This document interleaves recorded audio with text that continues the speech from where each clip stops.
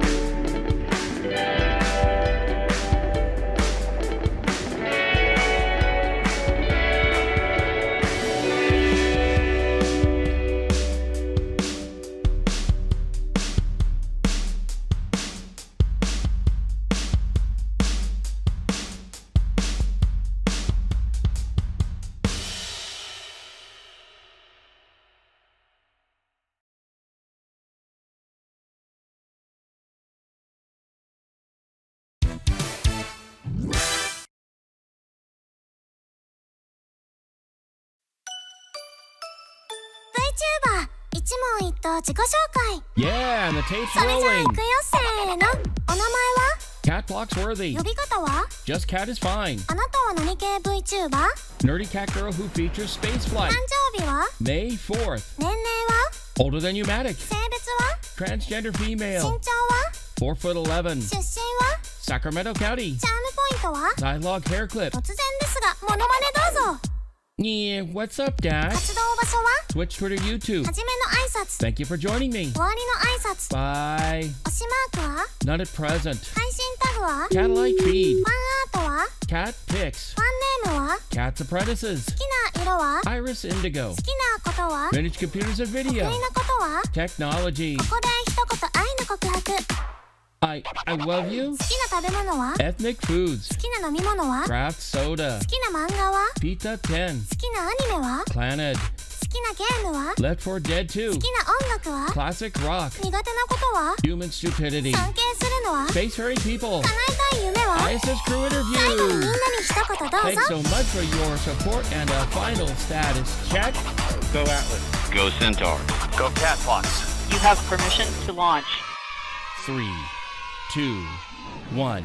RD-180 ignition. Booster ignition and liftoff of Atlas V and Centaur.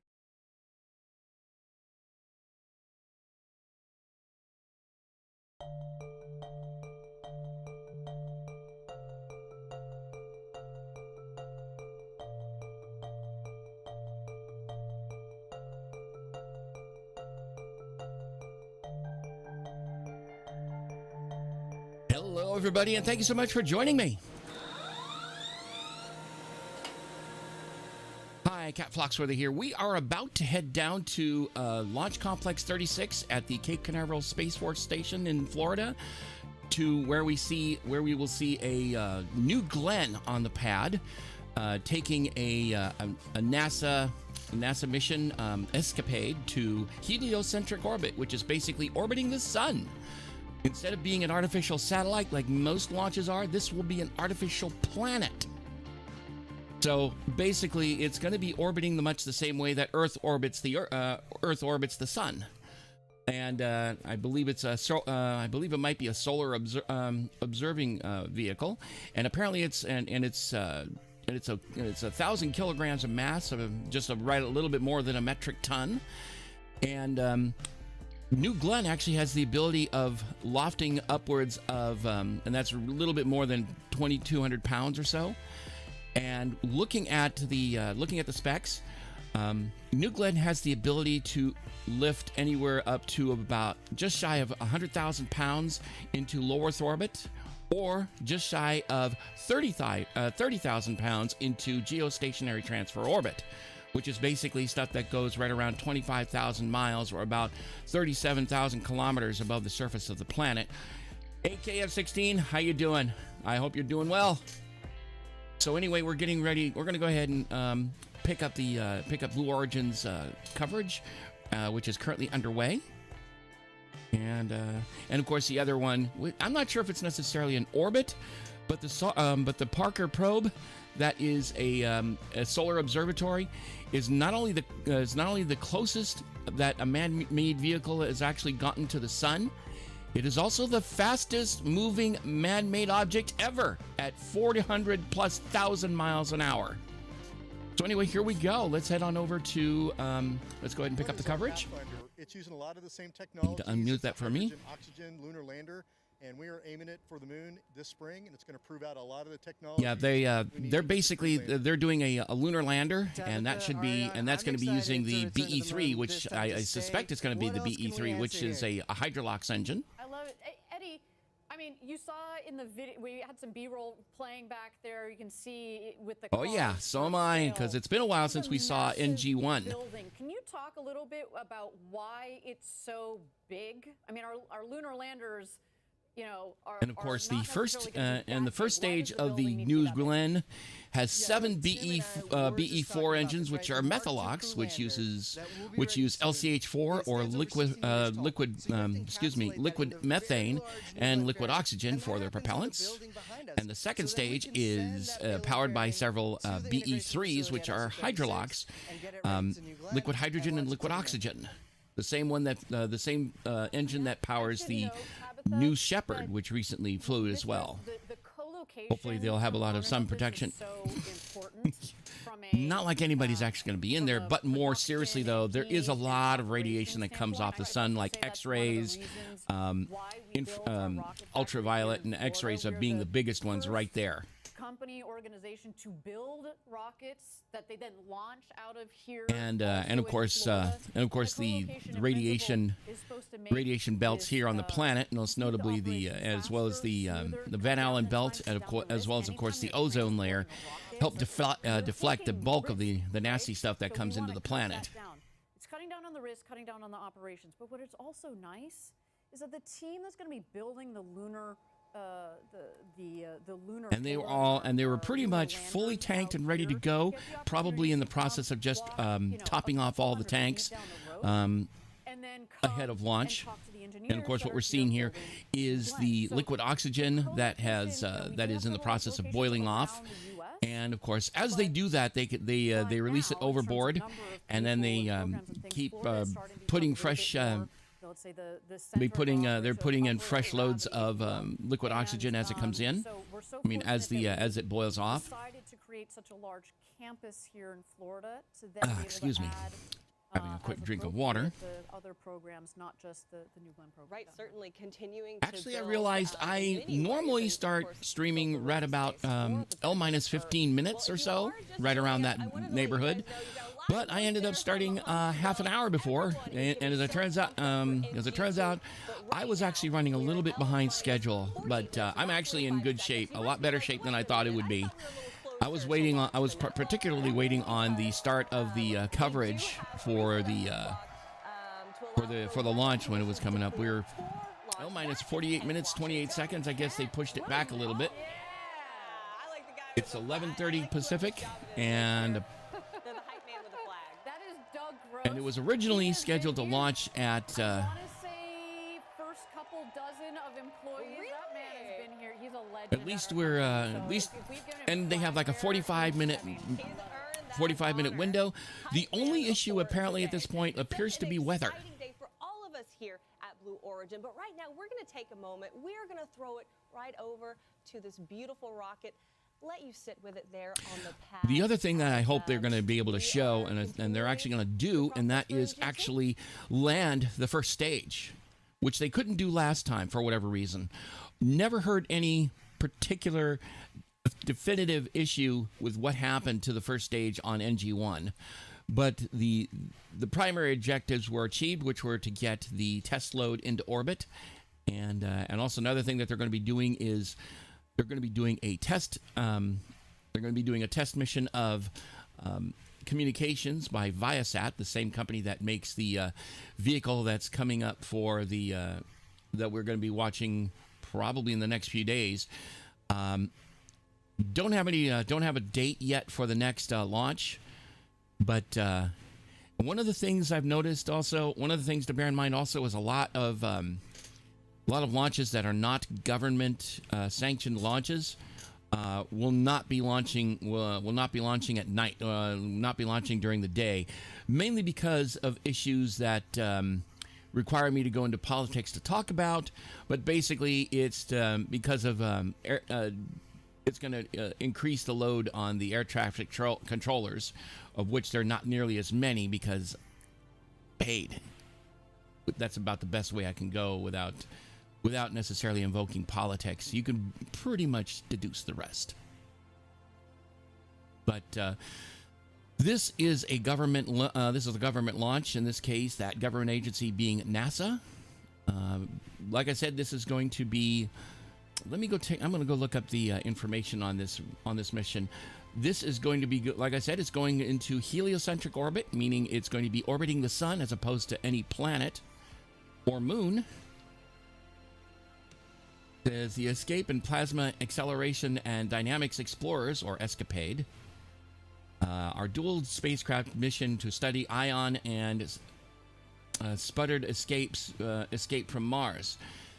The science goals of the mission are to understand the processes controlling the structure of Mars hybrid magnetosphere and how it guides ion flows. Understand how energy and momentum are transported from the solar wind through Mars's magnetosphere, and to understand the processes controlling the flow of energy and matter into and out of the collisional atmosphere. ESCAPADE is part of the NASA Small Innovative Missions for Planetary Exploration, or SIMPLEX program. These are three. These are back. You what we got here. Currently watching the broadcast of NG2. We're at L-44 minutes and 50 seconds, and I've got to throw it out to our very own Eddie Seifert, who is with employees at Rocket Park. They are pumped. We are pumped. Eddie, bring it to us. What's going on out there? I mean, what can I say? This is hype. This crew, they've committed to be louder than before. This is the heartbeat of New Glenn. These people here, these teammates of ours, they're the ones that build BE4. They're the ones that build New Glenn GS1, GS2, that put ESCAPADE on top of that rocket, and they're here to see a launch. Who's ready for a launch?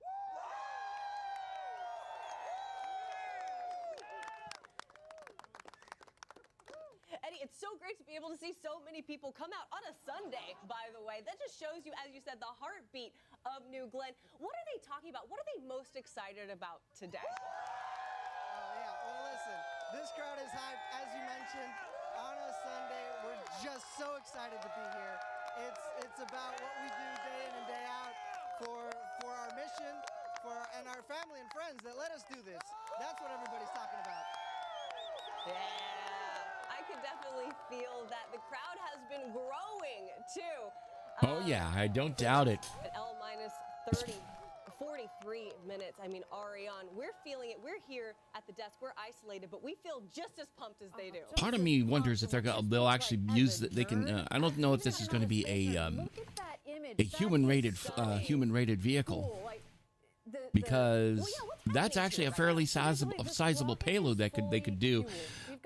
That's roughly the same payload that the space shuttle could do, but of course it doesn't go into GTO. You'll see the fins there, and just below the fins there, It did go to LEO, however, which of course is low Earth orbit. Natural gas and liquid oxygen in there, and it looks like it's steaming, but it's quite the contrary. It's really cold. So what you see, you can barely see New Glenn on the side of the rocket there, and it's A lot of that is probably a lot of it ice forming. It's cool because I don't know if these are going to be. I don't know if these tanks are insulated or not, because it would, if it were insulated, it wouldn't need nearly as much replenishment as the liquid oxygen and liquid methane boil off, and liquid hydrogen on the second stage. And that flame that you see there is one of the two burn-offs where they burn off the evaporated fuels. On NG1, so much. This is the first time you do something. Okay, it looks like I think I see the fuel. I think the one that's closest to us is the LCH4, and on the far side is the LH2. From an operational perspective, until you do it, and so we learned so much on NG1. And to see the speed and the improvement on NG2 has been amazing. Last week, so I was down here last week for what we call integrated hot fire. So what we do is we stack the rocket, looked exactly like this. There are the 7 BE4s at the base of the first stage of New Glenn. Vulcan also uses the Vulcan booster that United Launch Alliance, or ULA, use the exact same engine, only they use 2 of them, as opposed to the Atlas, which uses an RD-180, which has 2 engine bells but is actually 1 engine. Basically, like I said before, the F1 was a very large engine, and in order to deal with combating the whole concept of hotspots, which would cause flame front instability and ultimately potentially destruction of the engine, because it would actually fly around it would oscillate around portions of the engine and would potentially destroy it. In fact, I think the early ones were destroyed, and what they end up doing is they put baffles to make multiple smaller fronts as opposed to trying to have one large one, which would never coalesce and properly stay that way. So they use much smaller ones, and it actually worked perfectly. And absolutely all of the production firings of the F1 that took both test and actual human payloads out there, they all worked. And Russia went a different way. Instead of segmenting the injection plate on the at the base of the engine, they actually created multiple combustion chambers instead. In the case of the RD-170, which uses four of these particular combustion chambers, form the basis of the RD-180, which uses just two of them. And as far as I know, the Atlas V is the only vehicle that actually used the RD-180. And because of a congressional mandate, they can no longer fly any kind of national security critical payloads aboard anything that's powered by the RD-180. Right now, only space exploration and commercial payloads are being flown by the remaining Atlas payloads, Atlas launches. And there's the flame. There's one of the flames that is burning off the evaporating stuff. I'm assuming that the one on the left is the hydrogen, and the one on the right is the methane. They have, instead of releasing the gases straight in the atmosphere like you can with oxygen, what they do is they burn off the fuels. Most notably, like I said, the LCH4 on the right. That's below. That's on the right side of the screen, and on the far left, just near the edge of the picture, is the one for the LH2 or liquid hydrogen, which is what powers the second stage. And like I said earlier, the New Shepard, which is named after Alan Shepard, the first American to space on a suborbital path. Like Shepard himself, actually flew in a suborbital path. Basically, a quick jaunt up to just above the Kármán line, so you can get a little bit of weightlessness after MECO, and it'll probably be about a minute or so, and then starts to fall, ultimately culminating to the chutes, the parachutes deploying and touching down. And like Soyuz, it uses a quick burn rocket to reduce the amount of mechanical shock that the vehicle experiences, as basically softening the landing as it gets ready to touch down. Once it starts to fall, and once all the parachutes have deployed, once the main chutes have deployed, it's coming down at a speed of about 15 miles an hour. But I think at peak speed, it'll probably be at about, I'd say about Mach 4 or Mach 5. Basically, the idea is to get people right to the edge of space and outside of it, and then right back in. New Glenn looks fantastic right now. It is almost peaceful, heavenly-like looking, especially with the clouds. I know the. So we're at L minus 36 minutes 45 seconds. She's just chilling, that rocket. She's being illuminated. She's chilling. The rocket's chilling. I'm chilling. Ariane's chilling. But you at home, don't chill. Come with me. We want to take you through something really cool. Okay, while we're in this hold, let's talk about Viasat's HaloNet network. Now, so I guess what they're doing is they have a launch hold, mainly like I was talking about. On some of these missions, they have a hold to make sure that everything is working like they should, and the countdown is proceeding smoothly. They did that all the time with the space shuttle launch, and with the last one, with the final hold lasting about 9 minutes prior to launch. At the T minus 9 minute mark. In space, where timing is critical and distance immense, communications can't fall behind. From liftoff to orbit and throughout the mission life cycle, HaloNet enables real-time, continuous, and on-demand telemetry, tracking, and control over secure L-band links, providing resilient connectivity with or without local ground infrastructure. In orbit, HaloNet provides high-throughput, low-latency data relay over secure satellite links, designed for global operations with roaming support that keeps you connected throughout the mission. When near real-time access to data is essential, HaloNet's global ground station network ensures direct-to-Earth connectivity, delivering rapid downlink around the world. And when your mission takes you off the grid, HaloNet includes a portable, field-deployable command and control platform, a self-contained mobile gateway that extends connectivity into remote or unpredictable environments, enabling continuous operations. Built with security in mind, HaloNet integrates next-generation encryption, trusted by defense and government users worldwide, protecting mission-critical data from the ground up. As legacy systems retire, HaloNet is already engineered to support what's next. From scalable infrastructure to emerging capabilities like optical communications. From the ground to orbit and everything in between, HaloNet is the pulse of your mission, connecting space, empowering progress, securing the future. L-band is the microwave band that's between 1 and 2 gigahertz, which is below the S-band, which is between 2 and 4 gigahertz. Between 4 and 8 gigahertz is C-band. The primary payload, of course, And C-band is what a lot of television satellites use. And then higher up in the frequency band, about 11 to 14 gigahertz, is KU band, which uses a much smaller dish, right around a couple of feet in diameter, whereas C-band tends to be anywhere between 10 and 20 feet in diameter. You saw the two satellites in there.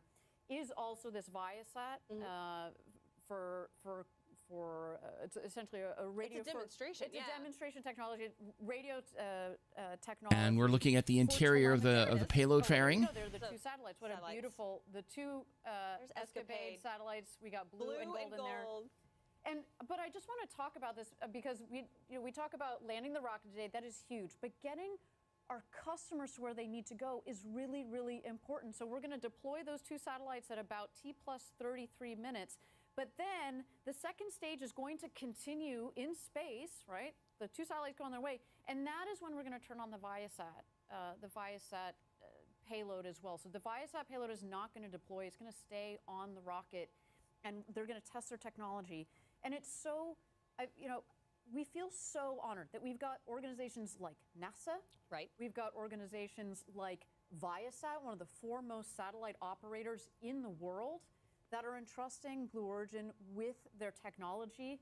And, yes, this is the second launch of our rocket, but we have shown that through the way that we do our engineering and our development and our testing program, that they said, okay, let's take a chance with you guys. And that means a lot to us. That is not lost on us. And so I want to thank, our customers, partners. all of our partners and customers that have flown with us and are going to fly with us. It really does mean a lot. It's not lost on us what our mission is. Not at all. Little rideshare payload, the Viasat CPS technical demonstration. And there's their barge that they'll be touching the first stage down on. So much better, as you said. God. It's missing something. It's missing. There's something There's just off something on that this could go image. right in the middle. Wish there was some something in there for scale, because from what I understand, the fully stacked vehicle is just right around 100 meters. That's about 330 feet tall.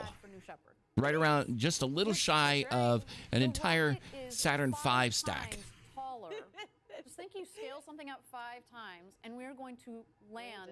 To be fair, that's all stacked together. I think But it's. that's- I know. but I'm not. still, I it's don't still remember which 7 one is taller, meters but in it's diameter, right in the and same first league stage is as massive in its own Starship right. is. It's still like landing a building, The main but it's on difference the is that same- Starship uses same 33 circumference at the as, base of its first It stage. is, a Good moment God, that I know we're Coriola would all be kind absolutely of on this edge edge of our seats. Jealous waiting of him for right us. about But now man, because we've he been building actually up this moment launched the for darn months, thing and then successfully technically for and years, very, if you look at very how successfully much brought it time down. It has taken from the start of this company, Or at least 25 years for ago, their we just their had our definition of 25th successful anniversary, anyway. and something But really they've actually interesting managed to going on. recover 10 years the to they've month, actually managed to almost recover today, many is of the first when stages that we they've landed launched. the new Shepherd booster. Yes, it was. Ooh, and I don't want to be misquoted. I think it was November 15th.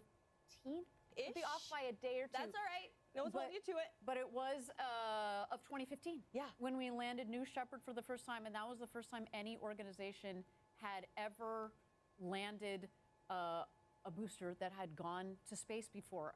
And I had the honor of being down there.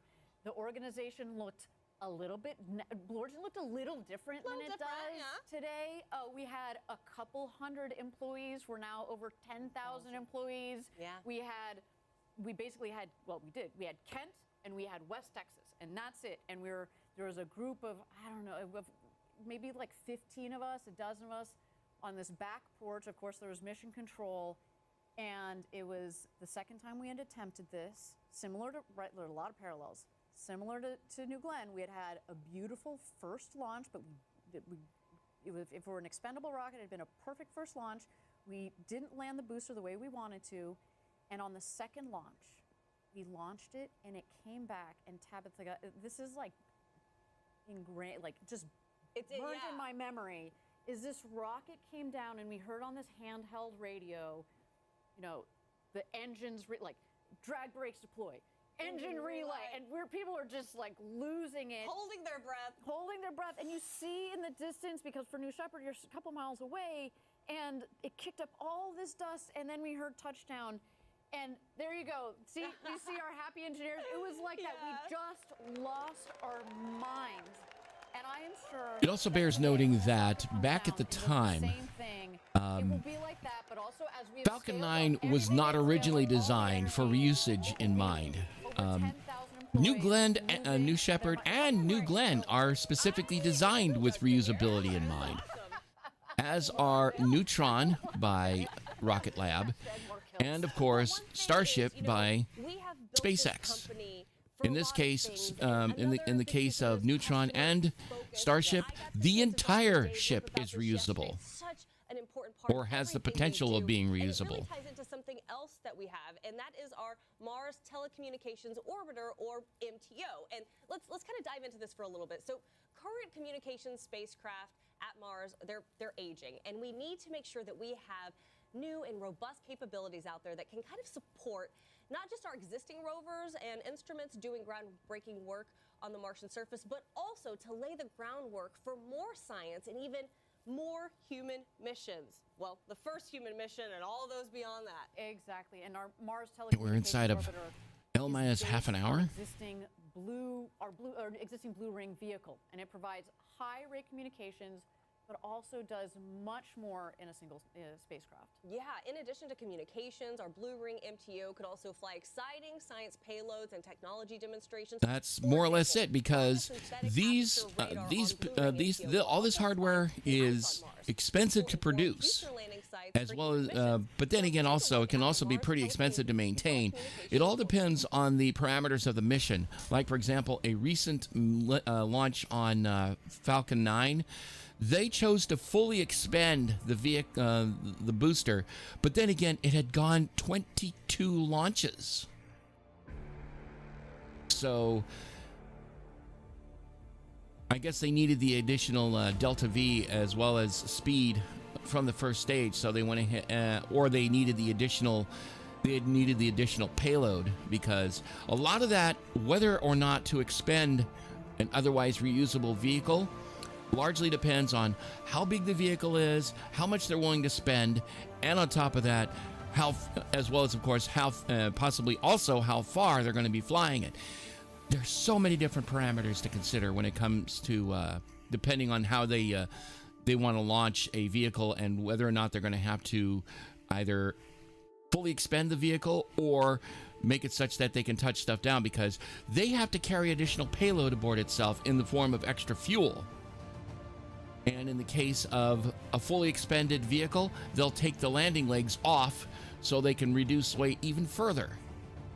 Because one of the biggest things keeping a vehicle down is fuel. And one of the things they talked about on the Atlas Centaur launch attempt stream that went up a few nights ago, that was they basically said that there was that by the time they get to the they go to the second stage, they're at a tenth of the original launch weight. The first stage basically goes mostly it goes up, and then once on the second stage, it goes and does a gravity turn and starts heading sideways, so they can gain enough velocity to orbit the planet or orbit whatever they're going to. And what they'll probably do with these is put it in a brief parking orbit. It sounds like they're going to be placing it in the vicinity of Mars, so they will be definitely leaving Earth orbit and essentially raising their orbit to the point where it's now starting to, it's no longer orbiting the Earth and now orbiting the Sun. And then, of course, it's a question of how close to where they're going to go in a heliocentric orbit. In this case, it looks like they're going closer to Mars. Relay, also do edge computing in space. So basically, so there are 7 engines at the base of this end of the first stage, and I believe the second stage uses 2 BE3s, which of course which like I mentioned earlier are hydrolox engines, hydrogen and liquid oxygen, liquid hydrogen and liquid oxygen, and of course first stage is methalox, liquid methane and liquid oxygen. You have in that comms capability, the faster you're going to get the data and the communications. Right now, one of the biggest issues is that Mars is so far away, and so like there's this huge delay. The better the comms you can have, the better we're setting up, as you were mentioning before, future, not just the science that needs to happen to prep us for our future missions to Mars for, let's say, robotic landers and things like that, but also for people to go to Mars one day. So we're really excited about the prospect of this mission and what we can do, again, for our customer here at NASA as they think about future exploration missions. Yeah, it's so exciting to hear just about everything that is happening. Again, you are watching the webcast for NG2. Mars doesn't really have too many parking space. No, no, it doesn't. Let's toss it back over. Well, unless of course you're talking about touching it down anywhere on the planet. But then again, I don't know.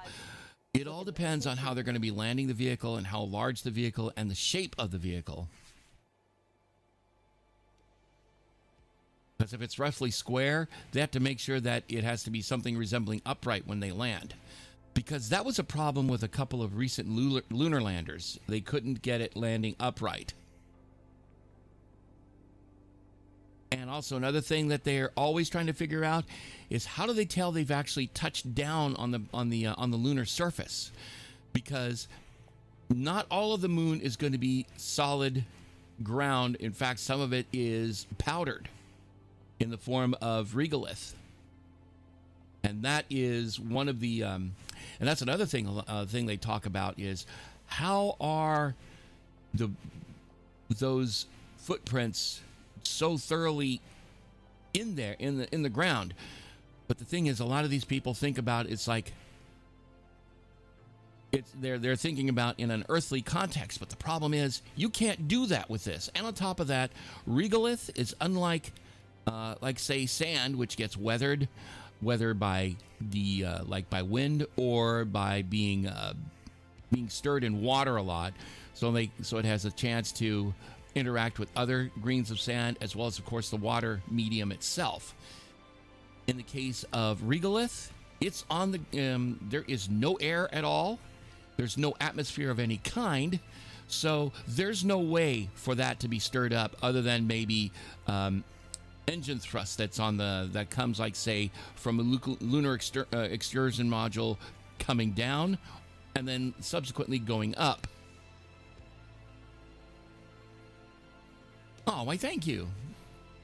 Yeah, and I learn a lot too, because one of the things I've been watching every time I watch these, especially when it comes to these particular NASA stuff, these NASA probes, I learned so much about what they do, and a lot of how not just the stuff that they're getting ready to go do on orbit, but getting there itself. Like the old saying goes, sometimes it's not the destination is the that's the journey. It's the journey. I mean, where you get to learn a lot. It's the journey itself that provides its own rewards.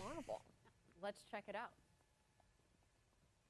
Okay, so walk me through kind of the different components of this rocket. Okay, so on the most very basic level, we've got GS1, and then stacked on top of it, GS2. It's basically like stacking a rocket on top of a rocket, right? So let's maybe start with the GS1 because it's doing a lot of the work today, right? And we want to land this booster as well. At the top, we call the forward section, you'll see kind of a gold section up there at the top where the 4 fins are. Right. Those fins, they move back and forth, right? So they help with directional capability on the rocket. The whole main section of it, though, in the middle, is basically a big fuel tank. And then you get to the aft, the bottom section there. That has Little minus the 20 landing minutes and gear you see counting. in each of the doors, but it also has the 7 BE4 engines that are in the base. Right.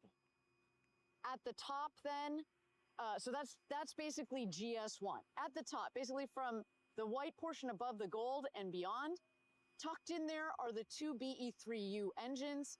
The part with the feather, again, that's all basically tank, liquid oxygen, liquid hydrogen for the propellants. I forgot to mention liquid oxygen and liquefied natural gas, the propellants for the first stage. So they're different propellants. They call it LNG, but I'm not sure if it actually. Top, I'm not that sure, is but the natural fairing. gas apparently There's isn't 2 halves necessarily of the pure fairing, and methane, those though. will deploy off, those will fall apart once the second But the stage bulk has of gone it through is, in space. fact, methane. And inside the fairing is where the ESCAPADE, the 2 payloads, the 2 satellites of the ESCAPADE mission. So I'm guessing right around currently L in. minus They're 9 twins. minutes, they They're will on what's do called an anywhere between ESPA 11 to ring. So 9 it's a minutes. They ring will that do mates to a the top of the launch rocket, readiness and then on poll, that ESPA ring, we put the 2 satellites. and they will So once then they're up there in orbit at about 33 pull minutes, all the first the blue people will who are deploy. We in wait charge of the 30 various seconds. systems, Pretty obvious. We don't want them whether or to run not into everything each other, right? is And go then or second, no go the for gold launch, deploys. as well as, of So course, checking the that's range, what happens whether with it's the second green stage once or it's out of red. space, but keep in mind,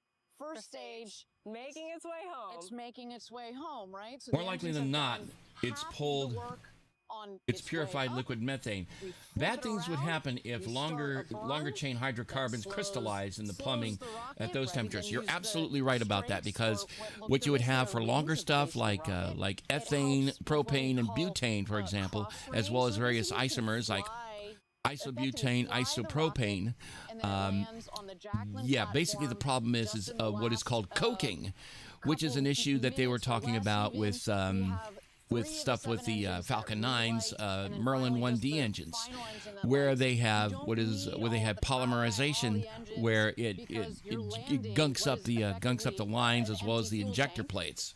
and And something the size of a skyscraper. Something that's the size of a skyscraper, so you do need power, obviously, but not as much, obviously, as when it starts. And then it should come for a nice soft landing on the Jacqueline. And if we do that, It'll It's- be pretty epic. it'll be history, it'll be epic, and it opens a new chapter for In the Blue Origin. case of RP1, it's essentially the duodecane variant of the alkanes, and of course methane is the simplest. Duodecane is 12 carbon atoms surrounded by 26 hydrogen atoms, as opposed to methane, which is a simple 1 hydrogen atom followed by 4 one carbon atom, surrounded by 4 hydrogen As atoms. you mentioned, it's essentially a Oh, rocket they're at a hold. stacked on top of a rocket, right? L minus And, 19 minutes and the 58 seconds and pad holding. itself has so much history. It's just like, I don't know, Space Coast is such a special place. This launch is so special. This rocket is so special. So Yeah, I had a chance to chat with some of our customers and our VIPs that also got a chance to check out the rocket. A lot of them, of course, have been in the industry a long time, and they got out there for a photo op yesterday, and they said, At this point, I have a feeling it's going to be the same like I mentioned earlier. The most likely issue is going to be weather. Actually, you can look at a piece of engineering. I know it's very simplistic, but you can look at a piece of engineering and be like, aha, that looks right. That looks right. It feels right. You add too many bells and whistles, and you're like, it's not. This rocket is a marvelous. They have a engineering. 45-minute So window. so I believe it started I at. cannot wait to see how it started about 15 minutes ago. Cautiously optimistic. We've made some changes to the first stage after our first launch where we didn't recover the booster. Originally, it was supposed to launch right around 11:45 a.m. Pacific time. We feel good. We feel good. I don't want to jinx anything, but man, I feel We're good. knocking. I knock on my knocking all over the place. Yeah. But you're right. I've been talking to employees, for months leading up to this moment, and employees do feel good. Engineers feel good, and this launch, it feels different. It feels good.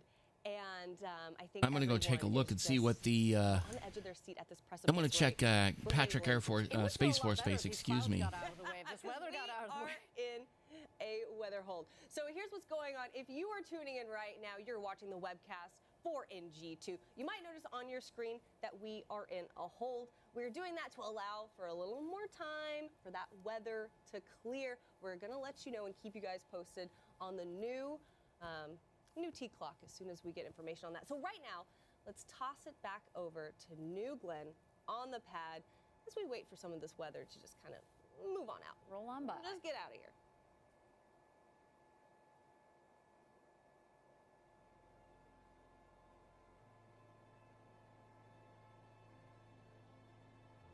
One of the things that they have over at the Patrick Space Force Base is FTAC, Air Force Technical Application Center, which is where they handle a lot of reconnaissance, mainly weather reconnaissance.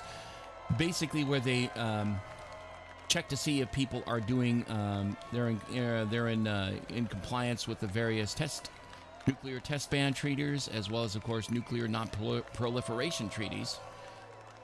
And without going into too much, without going too deeply into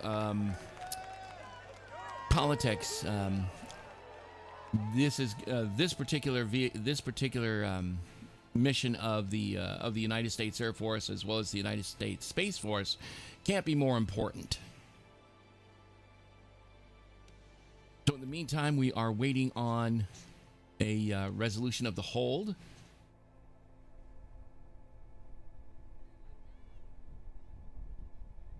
So 12:30 my time is likely when the window will close, and they would actually have to scrub.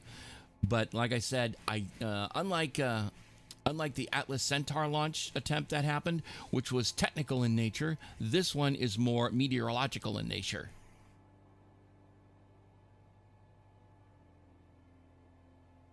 So we'll have to see how things go. So we're watching the weather, and it looks like, and I was trying to find something over at Patrick SFB and their 45th Weather Squadron. Actually, I'm going to try that, because apparently I'm going to have an even bigger problem trying to get more information.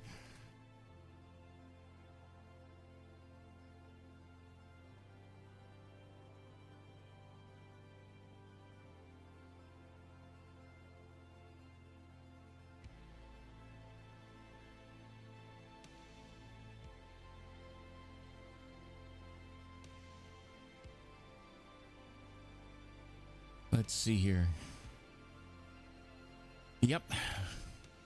I don't know how much time we're going to have on that, but we're waiting on any updates. And like I said, I think it's going to be entirely weather related.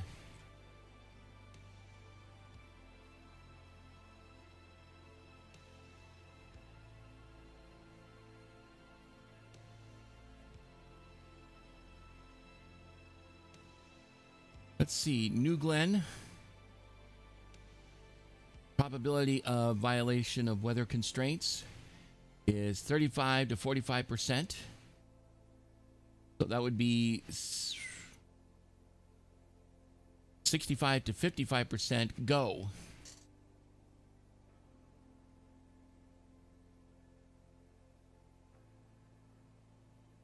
And the likelihood of a constraint, if they held it off for a day, would be 25%, which would be 25% tomorrow. However, I don't know if they would actually be what time they'd be launching. It more than likely would be during the day, at which point I could not cover it. The evening ones, I stand a much better chance of actually being able to cover, of course, unless it's the weekend. All right, friends, you are watching the webcast of NG2. We are currently in a hold at about L-20 minutes. But in the meantime, here's something we love to do here. We love our jobs here, and we also love inspiring others. We want to inspire a few more of you also at home with our nonprofit Club for the Future. Club has the mission to inspire and mobilize future generations to pursue careers in STEAM. That's science, technology, engineering, arts, and math, all for the benefit of Earth. I am the A of Oh, STEAM. that's Yeah, the arts. yeah. They're doing is something that super, really super should be done important, a the lot more. ability Not just to STEM, which of course is communicate about science, it, right? technology, Like, so important, the A component of STEAM.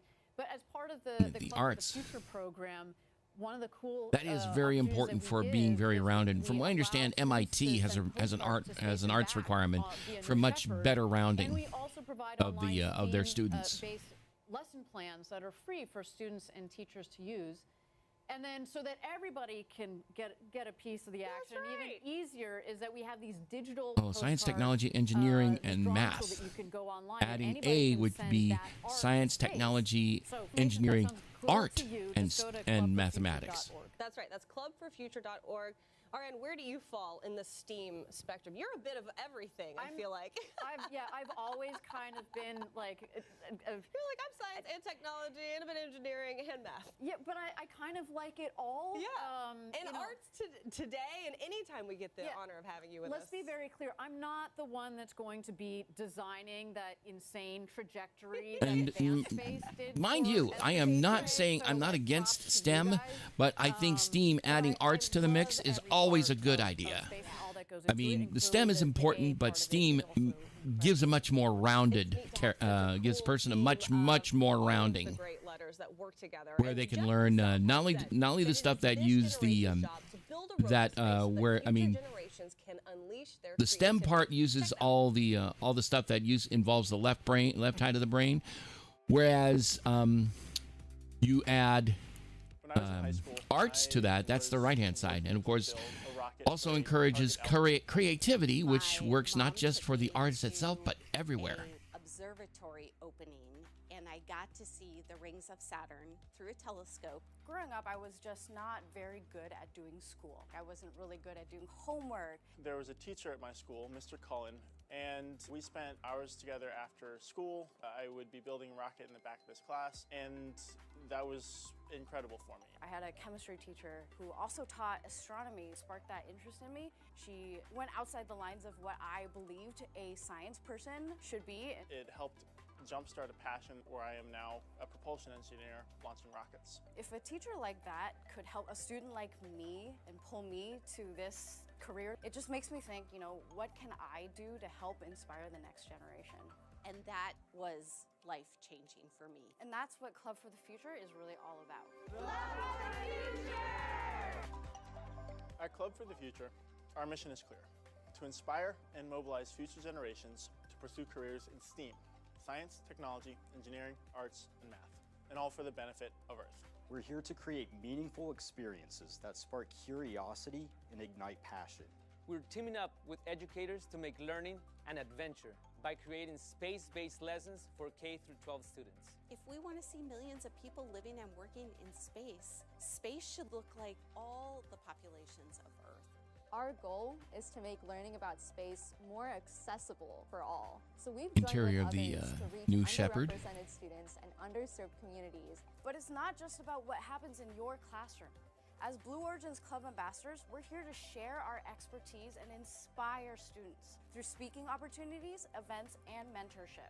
Also, with our Postcards to Space program, kids can connect with the vastness of space and the future of our planet. Draw your vision of the future or write any message you want on a postcard and we'll launch it to space and back on a New Shepard rocket.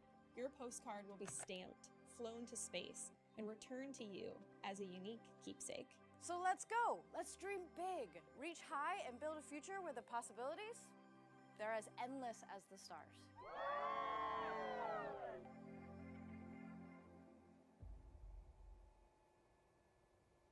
Love Club for the Future, and you saw all those really excited employees out there. Yeah. There they are, losing it. That's right, Team Blue. Looks like, I think this is our team in Huntsville. There's our team in Kent. coming in on a Sunday to cheer. Still at L minus 19 minutes 58 seconds and holding, waiting on information as to why the hold is in effect. This is cheering. We may not be able to show it. And there's a team out here in Florida. You see, they're on top of the garage just right next to us. They've got the best view for this launch. There's our team. They are ready to rock and roll. I love it. I absolutely love it. The team at Blue. There you go. You're on TV. Let's go. We're waiting too. We understand. We're waiting on that weather hold. We're coming up on 12:30 here in California. They are probably going to scrub at this rate. I don't know. We'll have to see what they said that their launch window was about 45 minutes. Otherwise speaking, the team and the rocket are ready to go. Looks beautiful. Yeah. Looks beautiful.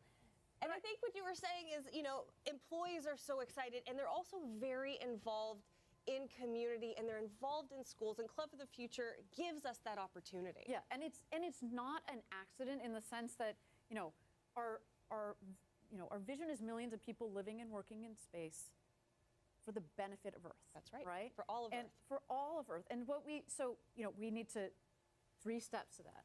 We got to reduce the cost of accessing space. Number 1. We need to figure out then how to go to space and take advantage of the resources that are out there to make life on Earth better. And the third key part of that is inspiring the next generation, because this is not a project that is done in 6 months. This is not building an app, right? Like this is forever. Decadal, generational type of work. And if we don't have a strong next generation to pass the baton to, that is super excited and is trained and is motivated to do so, then what are we doing? Knowledge is power. It fades if you don't pass that baton on. And so that's why at Blue we've made it a core part of what we do. And I don't use like the big, we Blue Origin, but literally as individuals, there are so many of us that we call club ambassadors that go I'm one of them. I'm You're also one of them. Go and speak about space on behalf of Blue, but arguably on behalf of the industry, because that is such a critical component of what we do. So props to the actual group within Blue Origin, our Club for the Future team. Heather and Lucas and Kristen, they love to reach out, and we love to help them out anytime. Recently, I even had the opportunity to speak to a group of students in India. Oh, I love it. I had just gone to India last year, and the fact I was able then to turn around and talk to them and relate not only my travels to India to what we're doing in the space industry here and what we're doing at Blue, I mean, it really brings a tear to my eye, because it's so cool to be able to make those connections. So you could tell we love Club for the Future. We love inspiring the next generation, and we love inspiring you too at home. But if you're just joining us, this is the webcast for NG2. We've got a live look on the right side of your screen of Jacqueline. Would look a lot better once that booster goes up, and we maybe set it down right where that feather is. That looks like a good spot right there. And then, of course, on the left-hand side, you have New Glenn on the pad ready to go. But let's talk about the flight profile overall. While we're in this hold, we're in a See what we weather got hold here. right now. And one thing to note is you might see what looks like shark fins on there. There are 4 of them. That allows that. Complex 36 on Cape Canaveral. 7 BE-4 engines will ignite and propel the rocket upward with over 3.8 million pounds of thrust, or roughly 17,000 kilonewtons. The vehicle will quickly reach supersonic speeds as it climbs through the atmosphere. As the rocket ascends, it will encounter maximum aerodynamic pressure known as max Q at around 40,000 feet or 12 kilometers. This is the point at which the stress on the vehicle is at its highest. Around 3 minutes into the flight, the vehicle will turn off its engines, marking the end of the boost phase. Shortly after, the reusable first stage will separate and begin its journey back to Earth. 2 BE-3U engines on the second stage will ignite and propel it onward into orbit with the payload. The reusable booster reorients in the vacuum of space using its reaction control system. At 220,000 feet or 67 kilometers, it executes an exo-atmospheric deceleration burn using its Center 3 engines. These engines gimbal for maximum control of the booster. This burn slows the vehicle down before re-entering the atmosphere. As it descends, the booster's strakes and fins work together to slow it down and guide it autonomously back to Earth, landing on a vessel at sea. At around 9,000 feet, or just under 3,000 meters, the first stage begins its final landing burn. The three middle engines will light for 20 seconds, slowing the vehicle in preparation for the final descent. The two outer engines will turn off, and the center engine will execute the final controlled maneuver onto the landing platform.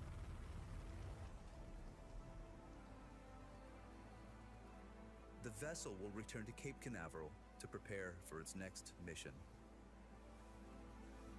Meanwhile, in space, the second stage will continue to power the payload towards its final orbit.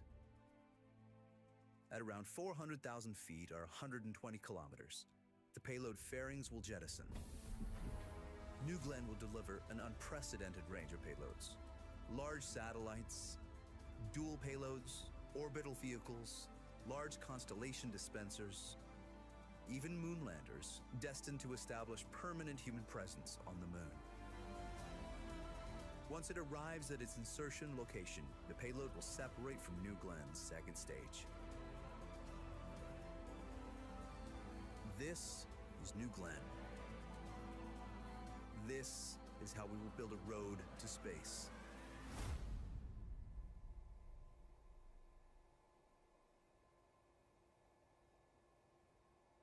I get chills And we're still at every L minus time 19 I minutes see that and feather 58 come on seconds. screen.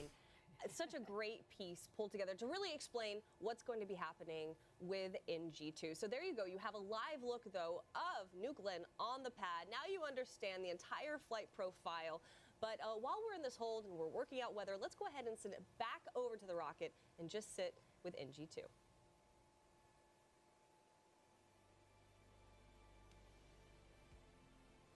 And of course, the fairing at the top encapsulates the entire payload in there, basically protecting it from the aerodynamic stresses of flight, as well as in certain cases, especially at the ground, potentially from acoustic impingement by the engines as they light up, because after all, rockets are very, very, very loud. So the idea here is that once they go up, once it goes up and gets past the Kármán line, which is 100 kilometers, those will split off. In the case of Atlas Centaur, depending on which fairing that they use, if they use the 4-meter fairing, they can do staging with the fairing still on, because it encapsulates only the payload. With the 5-meter fairing, it encapsulates not just the payload, but also the Centaur stage. At which point, what they have to do is just before they do staging, they actually have to jettison the fairing, and that, of course, has to happen after the Kármán line. After passing the Kármán line, they will jettison the fairing, at which point the entire vehicle will be exposed to space, including Atlas, the Atlas vehicle, minus its gem boosters at the base, if they have any, because some don't fly with gems. Gem being basically graphite epoxy motors, which of course are the way the SRBs are, what the SRBs are made of on these vehicles.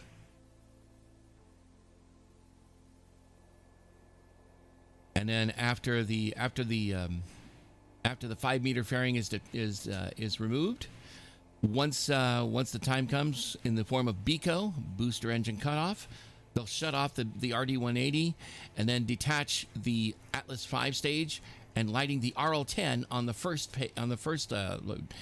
Well, hello, Green Dragon. How you doing? I hope you're having a great day. We are waiting on a hold that is developed in the New Glenn NG2 mission with the NASA ESCAPADE mission, which is bound for heliocentric orbit. Waiting to see what's going on, why this particular hold is in place. and whether it'll actually fly today or not. You are watching the webcast for NG2. We are currently in a hold at about the L-20-minute mark. And I got an update for you guys. We're waiting on weather. You might be looking at that and be like, the weather looks pretty good, Tabitha. And I'd be like, you're right. It's looking a lot better, huh? Well, we're also chasing some boats out of the way.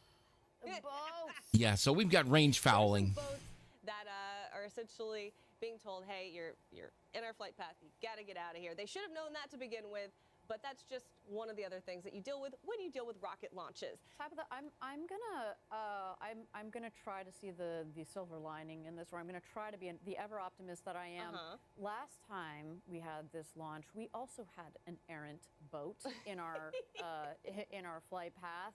And we had a pretty spectacular launch, and we put our payload, got to orbit, we filled our objective. So I'm going to call this a good luck omen. A good luck. You know, speaking of good luck omens, yesterday, me, you, and our very own Eddie Safert, we were headed out to the launch pad, and we saw a tortoise Excuse me. crossing the road. And if you didn't know, tortoises are a part of our coat of arms, and we find them as a sign of good luck. So, Eddie, you are out there, you are with employees, you're at the best spot to see the rocket launch. But let's talk about something serious for a second. Let's talk about how hard it is to land the booster. For those of you who don't know, you probably do know if you're watching this webcast, on our first attempt, we weren't able to land the booster, but we were able to get our payload into orbit. Today, our big objective, aside from getting our payload into orbit, which is ESCAPADE, is we want to land our booster. Never tell me the odds, and I like the name of that booster, so I want to keep it. So, Eddie, how hard is that? Well, so first off, thank you for your patience. The weather here is looking a little better. The boats, as Ariane said last time, definitely safety is our highest priority. And the tortoise, for me, a sign of good luck. I mean, I think it's just a trifecta of signs that we're ready to not just launch ESCAPADE to space successfully, but to land this booster. So we learned a lot. Nothing substitutes flight data. So the GS1 booster, after it separates from the GS2 upper stage, it does a 180-degree flip maneuver so that the aft section is facing backwards, or basically back down to Earth, but in the flight path. And so that 180-degree maneuver is conducted by our reaction control system. They're peroxide monothrusters. We call them the severe weather agility thrusters. And those worked perfectly last time. We did the maneuver. And then the BE4 engine goes for reignition. So the 3 center engines reignite what we call the exo-atmospheric re-entry burn. And its entire purpose is to slow down the GS1 as it re-enters the atmosphere so that its superior aerodynamic performance, those long strakes, those forward fins, can guide the GS1 booster over the Jacqueline. Yeah, Eddie, thank you for such a good explanation. And of course, they for our viewers at they home, do a because retro it's still thrust on the way for me to down so they can understand land too on that exactly. barge. I'm like, why is it so difficult? And Because it's first like, of all, they're coming down. They're probably screaming down at about Mach 5 or so. So they have to slow it down. So then they don't do it all the way down. They just do it enough. So then once it gets into the air, into the atmosphere doesn't actually burn it up, but instead allows the atmosphere act as a brake. We're gonna toss it right back over to the rocket. New Glenn is on the pad. It is feeling cool. It is looking cool, and it is. Yeah, the weather definitely is looking a lot better than it was near the beginning of the broadcast. So in the meantime, what we're waiting on right now is range fouling, which of course in the form of people who didn't know any better ended up sailing into the into the range, which could actually place them in danger in the event of they need to destroy the vehicle. If there's a problem with the vehicle, they'll destroy it just to make sure that it doesn't come down. Any large pieces don't come down on the vehicle, especially if it's the entire vehicle itself or very large pieces thereof. One of the things I'll actually have to do at some point is show you the video of what happened to the Proton M which had the accelerometers that determine, like the sensors that I like to call the which way is up sensors. They were, despite the fact that they were marked and specifically machined such that they can only go in one direction, they were completely and forcibly incorrectly installed, causing the vehicle to think, oh, I'm 180 degrees off course, turn around, and then practically pile drive itself into the ground while shredding the Breeze upper stage and 3 GLONASS satellites at the top, causing it to explode into a very nasty hypergolic cloud of carcinogenic and corrosive gases, which apparently largely dissipated due to a rainstorm. But yeah, basically the hydrazine fuels in the form of Aerozine 50, well, that's American. They usually use UDMH, unsymmetrical dimethylhydrazine, and dinitrogen tetroxide as the oxidizer. When mixed together, they spontaneously ignite, which is what hypergolic fuels do. That is one of the most one of the rocketry moments of all time. Yeah, that and N1 blowing up. Well, not so much blowing up. Which actually had to happen to set up is that all but one engine number 18 on the second N1 launch, all of them shut down because of the cord engine computer having problems, and as a result, all but one of the engines shut down, causing it to now start to list to the side in the air, falling down and causing one of the largest non-nuclear explosions that ever happened, and certainly the largest to happen to a rocket. And apparently, even though it was a very large explosion and was measured in terms of and yield to relation of TNT was about a couple of kilotons or so, not nearly as much of the fuel actually burned up, from what I understand. And according to Tim Dodd's research, apparently more and more fuel had been raining on the pad over the course of a good couple of hours, with a good bunch of it actually burning on the ground shortly after the vehicle had impacted the ground.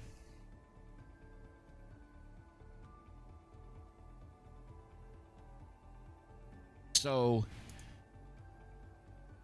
at least we now know what was causing what the cause of the hold is. In this case, it is, for most of it, it was weather, which is now cleared up considerably, and of course now we got to wait for the some other things to clear out in the form of range fouling, people getting their asses out of the damn range with their boats.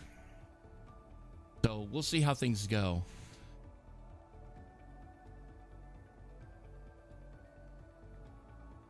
But I'm not sure. We'll have to see if it affects the how soon they'll actually launch. It's now 12:30 p.m. local time here in California, or 3:30 p.m. on the East Coast, where the vehicle is located. It's located at the Launch Complex 36 at the Cape Canaveral Space Force Base, Cape Canaveral Space Force Station, excuse me, in Cape Canaveral, Florida. All right, friends, you are watching the webcast for NG2 right now. As far as I can tell, they're not tracking any technical issues. But an important part of what's happening today with New Glenn is we are sending ESCAPADE to Mars, and I got the extreme privilege. So it is heading to the vicinity of Mars. Dr. Rob Lillis, check it out. Rob, for someone who doesn't know, what does the principal investigator of ESCAPADE do? So the principal investigator is entrusted by NASA to execute the entire project. So it's kind of like the buck stops with me. I have a team of excellent people around me, but I'm responsible for the production of the data, the definition of the science requirements, the execution, the technical aspect of the mission. I think it's a great model for how NASA sort of entrusts the completion, execution of a mission to a partner like UC Berkeley, where I'm based. And ESCAPADE is a really special project. We are so excited to be taking it up today on NG2. Tell me a little bit about what ESCAPADE does. So ESCAPADE is a twin spacecraft mission going to Mars, orbiting Mars to sample the ways in which Mars and its upper atmosphere respond to changes in space weather. By space weather, I mean the million-mile-per-hour stream of charged particles that the sun is at all times throwing out. Sometimes that stream gets gusty, and the gustiness, essentially, of it is what we call space weather. And there's all sorts of ways that can happen. The magnetic field can get stronger, the speed can get higher, the density can get higher, and all those things have an effect on the Martian atmosphere. And over time, it can strip away the particles in the upper atmosphere. And we know that this has been an important process by which Mars's climate has changed over Martian history. Early in Mars history, up to about 2 billion years ago, Mars was at least occasionally warm and wet. It had a thick atmosphere. It was habitable. We don't know whether life actually existed, but it was habitable there. But then in the last 2 billion years, it's lost most of its atmosphere. And we think that the stripping of the atmosphere by the solar wind is a big reason why that happened. And ESCAPADE is going to be sampling and investigating these processes with a stereo perspective with 2 spacecraft. And that's really important because up until now, with one single spacecraft, we've only been able to measure either the solar wind itself or the effect of the solar wind closer to the planet. We've either had the cause or the effect, but separately. With ESCAPADE, we can have 2 spacecraft simultaneously cause and effect at the same time. And so that's the breakthrough that ESCAPADE is going to provide us in understanding the processes by which the atmosphere is stripped away. And once we understand that, I mean, how does that affect us here back on Earth or future Mars missions? Right. So it's important for a couple of reasons. One, I think we're just curious as to how planets evolve in general. Like over the billions of years, planets, they change their atmospheric composition. They're more volcanically active, and that can affect the atmosphere too. And so this is an important piece, isn't the only piece, of course, but it's an important piece of the puzzle of Mars climate evolution. And that's interesting just because we love to explore as humans. But it's also important because space weather can have a practical effect on robotic spacecraft that we send to Mars future and also humans when they explore Mars. This is important for a couple of different reasons. One, a big space weather event, what's often called an interplanetary shock or a coronal mass ejection, when the sun belches out a couple billion tons of hot plasma, often at high speed, high density. As that shock expands through the solar system, it accelerates particles to really high energies, high enough energies that they can go right through a spacesuit and cause astronaut health problems. Right. And so the radiation on the surface of Mars, when you get a big enough coronal mass ejection, you can get 100 days worth of radiation in one day. This happened last year. Wow. This happened last year, June 6th, 2024. The usual background level of radiation was increased by a factor of 100 for that day when that happened. And so if you're an astronaut on the surface of Mars, you don't want to be out away from your radiation shelter when that happens. And so ESCAPADE's measurements are going to enable us to better forecast those radiation hazards. There's another reason too why ESCAPADE's important, because we're also going to be studying the ionosphere. So this is a layer of gas in the upper atmosphere that's ionized. And that's important because that layer, it distorts radio signals as they pass through it.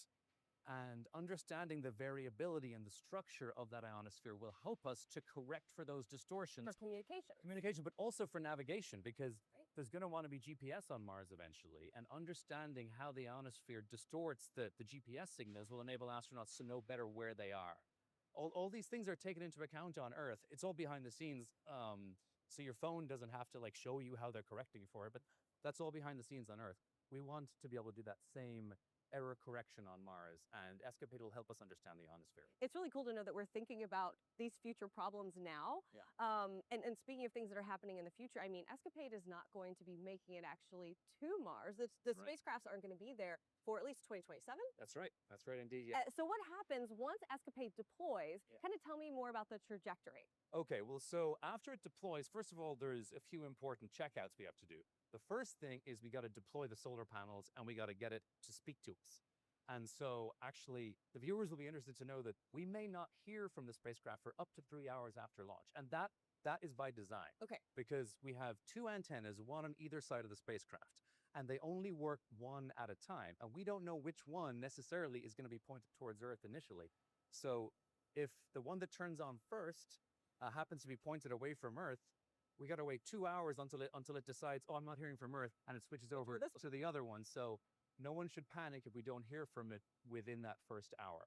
But once we know that we have signal, we're hearing from it, and we know the solar panels are deployed and they're facing the sun, so that's called power positive. So it's a safe and a stable mode. Then we can relax, and then we can start focusing on the longer term aspects of the mission. And you mentioned trajectory. So yes, we are taking quite an unusual path to Mars. We are going to spend about a year in a very large Earth orbit, fairly gravitationally bound to the Earth. We're calling this the loitering phase. It's in the shape of a kidney bean. It kind of goes like this. And next November 2026, we're going to come back to Earth after going more than 2 million miles away. We're going to come back to only 600 kilometers above the surface. We're going to use Earth's gravity and burn our engines at that point, taking advantage of Earth's gravity to slingshot ourselves toward Mars. Because early November next year is when the interplanetary window opens for a transit from Earth to Mars. So all Mars missions before us have had to wait until this narrow 3 or 4 week window every 25 months. We're launching halfway between these two windows, so we're just going to kind of hang out in near Earth space until it's time to go to Mars. And this has never been done before. And this is really, really exciting because this actually opens up the possibility in the future. If humans want to actually settle Mars, we're going to have to send hundreds, maybe even thousands of ships to Mars within that 2 or 3 or 4 week window. And there aren't enough launch pads on Earth to reliably do that just within that window. So we could launch them over the course of a whole year, maybe, and we could like sort of queue them up, so that they're kind of lined up so they can go when that window opens. And so this is hopefully going to pioneer a way to essentially enable interplanetary settlement in the distant future. Who knows? And once the mission actually starts, how long is the mission going to be going on? So, so I mentioned November 2026. That's when we start our interplanetary cruise. We spend 10 months in that cruise to Mars, doing little trajectory correction maneuvers all the time, little tiny engine burns to like just, barely tweak our path so that we can intercept Mars in early September 2027. And that's when we got to do another big engine burn to be captured by Mars's gravity. And that's when we will be in Mars orbit. Then we spend another 7-8 months-ish adjusting the orbits. Wow. So first of all, lowering the orbits and adjusting the orbits. And this is important because ESCAPADE is doing another thing that's never been done before, which is the first ever formation flying around another planet other than the Earth or a lot of firsts on this the one. Moon. It's kind of like pearls on a string. Both spacecraft have to get into the same orbit. And it takes a while to adjust both orbits to make that happen. And also in the middle of that, there's what we call solar conjunction, where the sun gets in the way between Earth and Mars, and we can't talk to it for a whole month. So we kind of just have to chill out, go into safe mode, and just wait. And so this is the reason why it's going to take us an additional 7 months after we get to Mars before we can start the science mission in spring 2028. Okay. And then we have an 11-month science mission, and that's also in... So this is going to take us all the way into 2029. Yes, exactly, yeah. It's, I think, May 2029 is the nominal end of the science mission. And I mentioned the 2 spacecraft are going to be the pearls on a string. We do that for the first 6 months. And that's important because we want to know how the upper atmosphere of Mars is changing minute to minute. So in the past, with only single orbiter missions, we've had to wait 4 or 5 hours to see how things have changed. And by that point, the planet's turned a quarter rotation, things are different. We don't know how anything changes on short timescales at all on Mars.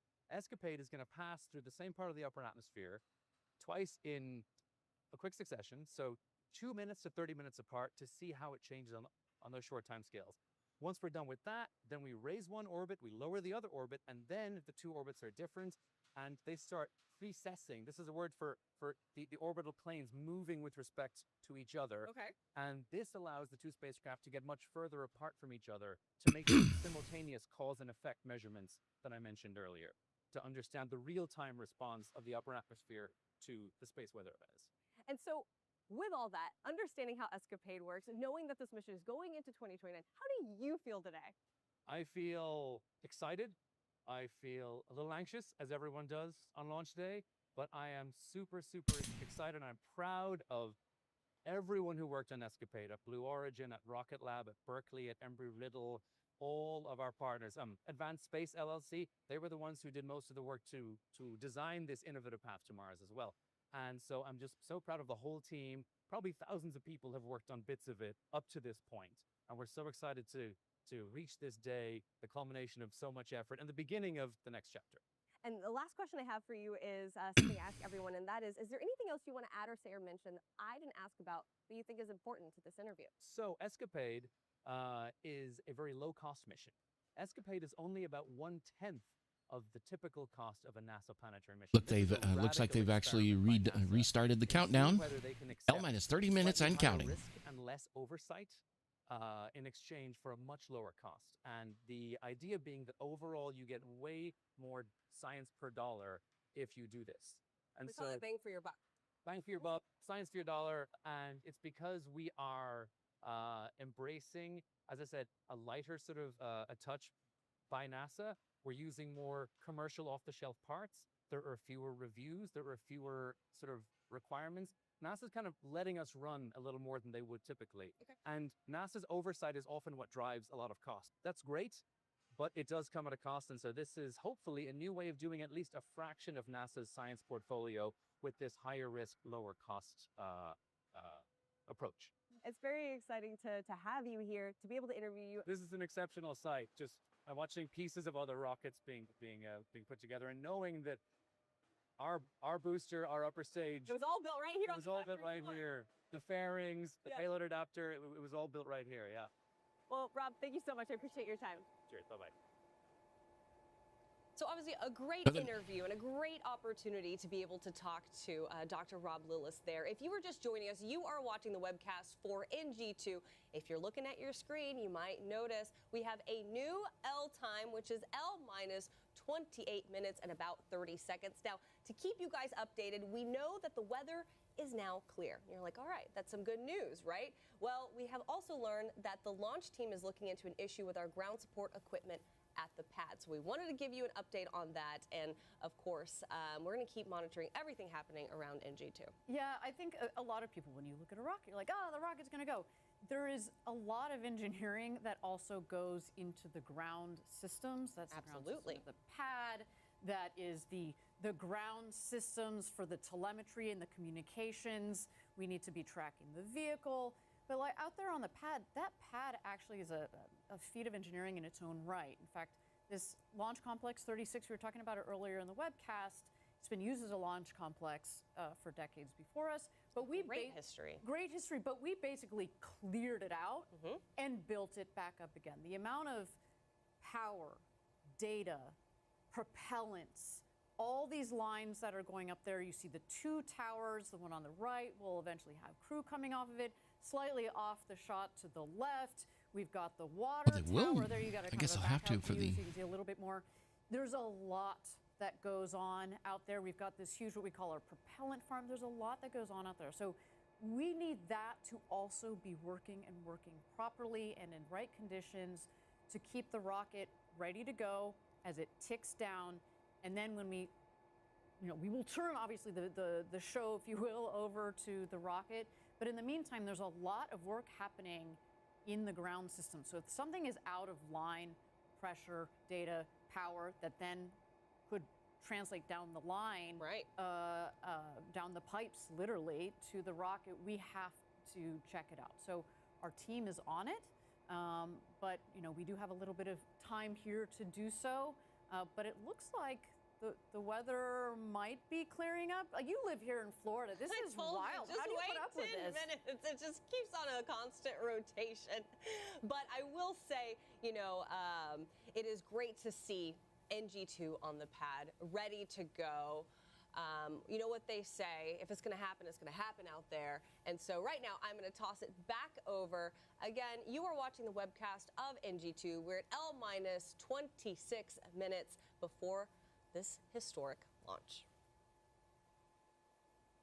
It's also worth noting that the ionosphere, one of the things that it's often used for, especially by by people who listen to shortwave radio. Oh, there's a bird on the pad, I just noticed.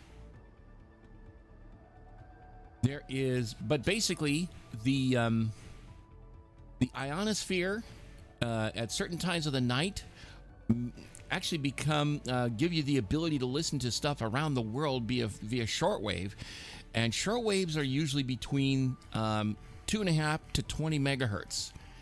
And like, for example, when I was much younger, I actually heard stuff from Radio Moscow, and I could actually hear what they were doing, what they were playing on there, from the vantage point of being in just the Western United States. Because what happens is at that point in time, radio waves will bounce off the ionosphere and the Earth around the curvature of the planet, so you can actually hear a lot of stuff elsewhere in the world. And even medium wave, also known as AM radio, technically shortwave radio is also AM radio, but we're talking about the very specific bandwidths from about 550 kilohertz all the way up to about 1610 kilohertz, or 1.61 megahertz.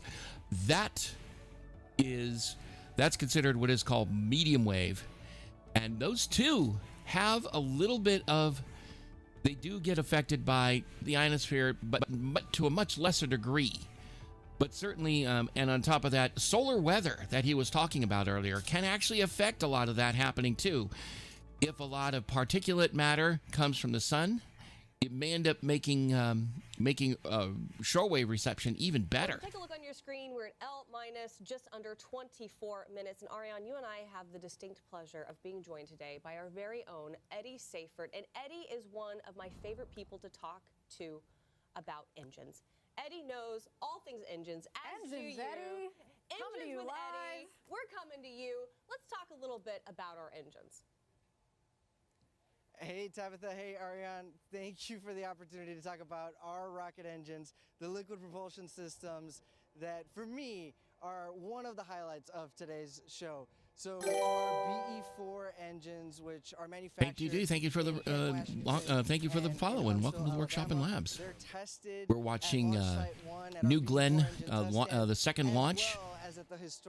They're getting ready to launch a vehicle headed out to the vicinity of Mars, orbiting the sun in what is called a heliocentric orbit. Performance architecture, and the teams that test these rocket engines are just eking out more and more and more thrust, better ISP for these engines that serves our customers. So, like for example, this year we delivered our 30th BE4 engine to our customer, United Launch Alliance. And in the building that was behind me when yes, it is. Started, and I got to carry, and I watched the launch, the original launch, quite a while back, and a model ago. Eddie, do you feel like you have a? And it was exciting to watch this, because that was the first launch of this vehicle, the New Glenn, which is about as tall as SpaceX's Starship, and almost as tall as the iconic Saturn V vehicle. For example, you can't say you love one of your babies more than the other, huh, Eddie?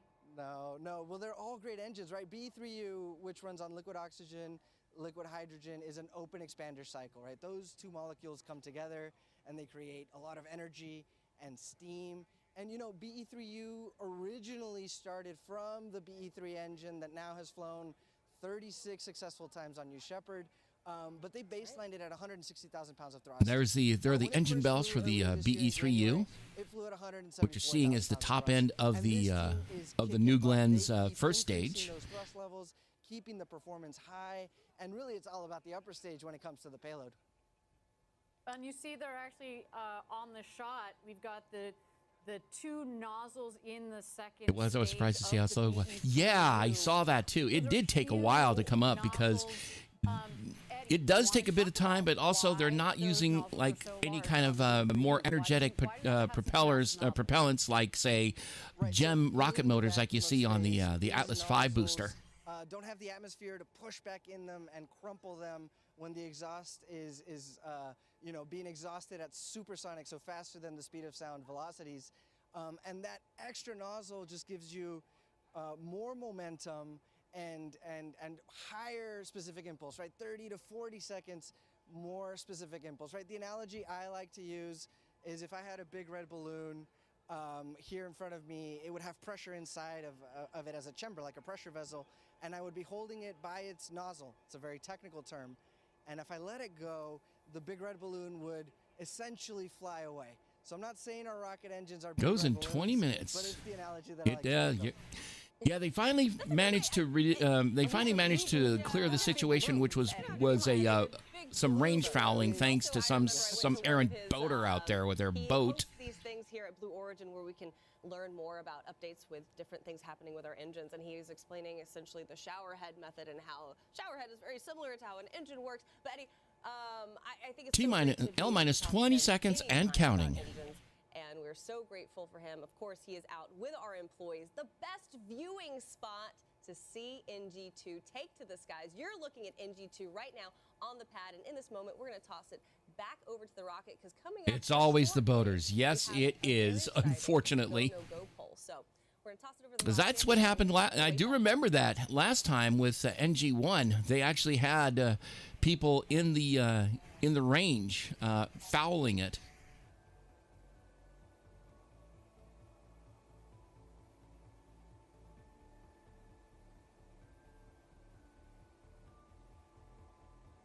But like I was saying earlier, the ionosphere certainly, and on top of that, ham radio operators use it as well as using what is called single sideband or SSB, or half the wavelength, sending half wave audio out there, so they can use even less energy to send their messages out there.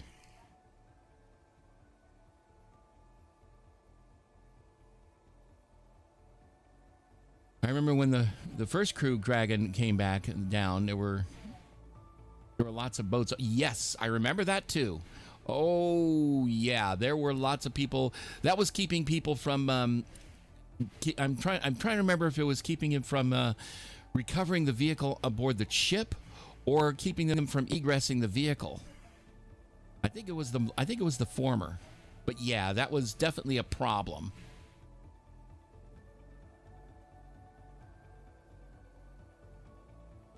So yeah, that was definitely an issue.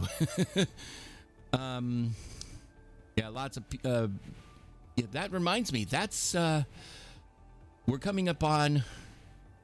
It was a year ago yesterday. I mean, it was 5 years ago yesterday that I actually covered Crew 1 on my first ever stream here. But lately, I haven't been doing anything with anything related to SpaceX spacecraft for reasons I would just as soon not go here, because it involves politics.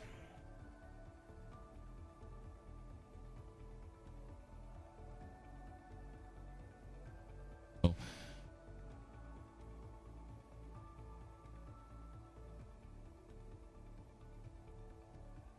Yeah, thank you. But yeah, it's I don't know if they've ever had a problem when where they've actually had real problems with range fouling. But usually, when it comes to destruction of vehicles, that happens extremely rarely. L minus 17 minutes and counting.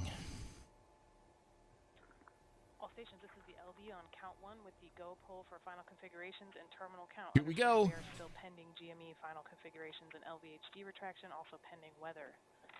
This is the go poll for final configs and terminal count. GC.